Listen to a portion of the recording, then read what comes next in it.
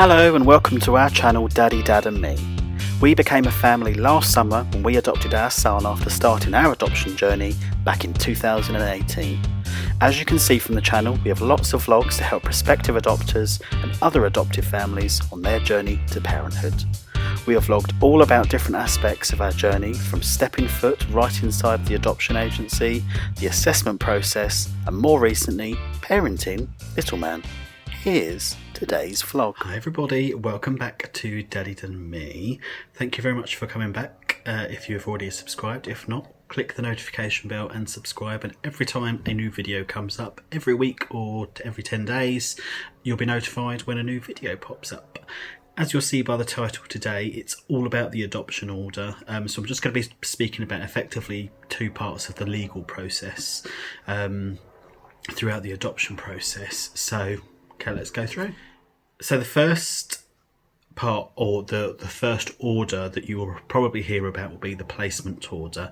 Now that is the courts saying that that child or children is within the care of the local authority, and that it's now their intention to place that child for adoption. So the child or children have to have that in order for adopters to be found or located, in essence for them to move to their adoptive family. Obviously the title of the video is the adoption order.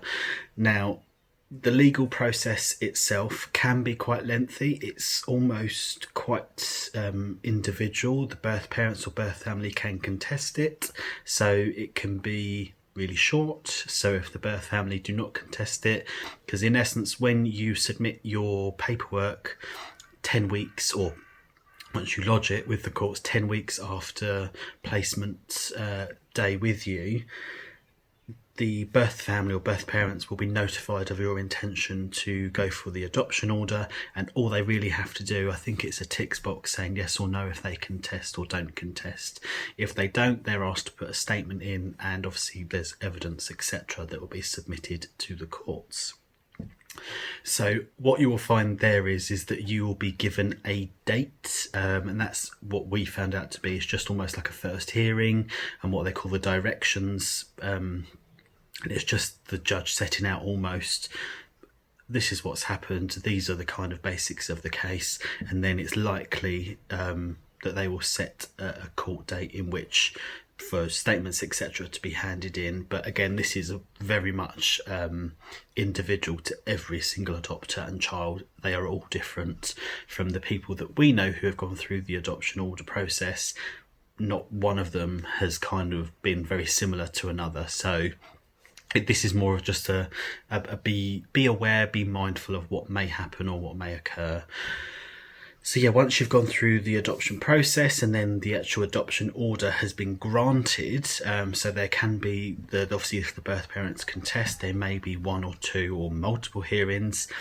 We have heard, and I've even heard of a recent case where the birth parents can go to the high courts. So again, it's challenging the courts about their decision if they believe that the decision to grant the adoption order is legally wrong. So again, there can be extensions and things like that. So again, as I said, it can be a very lengthy process. And yeah, once the adoption order is granted, the child is given a new adoption certificate. So their birth certificate in essence is no longer valid. You become their parent, and again, I don't know whether it's due to COVID or if it's just due to the amount of children that are going through the process and now obviously coming out the adoption order side, is that it does say it can take kind of 6 to 8 weeks. We've waited, in essence, I'd say almost like a quarter of a year for paperwork, etc. to come through, and we've only recently had the adoption certificate. So, and obviously that now we're able to do everything that we wanted to do. Obviously once the legal changes etc. can be made now that Little Man has hit the family name. So yeah, that is the adoption order in a nutshell. But it's very individual to every child and every adopter and birth family. It just obviously depends on whether they're going to contest it. If not, you may find that the legal process, the adoption order, will go through very quickly, whereas we had kind of 2 or 3 dates put in, and it's just dependent on the courts, how busy they are, when they can fit it in. So yeah, you may find that it's almost elongated. Our legal process, end to end, I'm gonna say was what I'd probably say about 10 months, just shy of a year or so. So yeah, it can be a really long process, but it's obviously all worthwhile in the end. Any questions about the adoption order side of things at all, please do let us know. But as I said, our order was granted kind of months ago, as you'll probably see from Instagram stories and posts, but we've only recently had the paperwork through. It is £11 per certificate, and you'll get a letter from the General Records Office, because they are notified by the courts that a new adoption certificate is there for that name, and I think it was within a week that we had the certificate. So that side of things were very quick, but obviously the legal side of things is just a little bit slower, just due to the amount of children and things going on within the family courts. So hope you're keeping well. Can't quite believe it's mid-July almost. Very scary indeed. School coming up.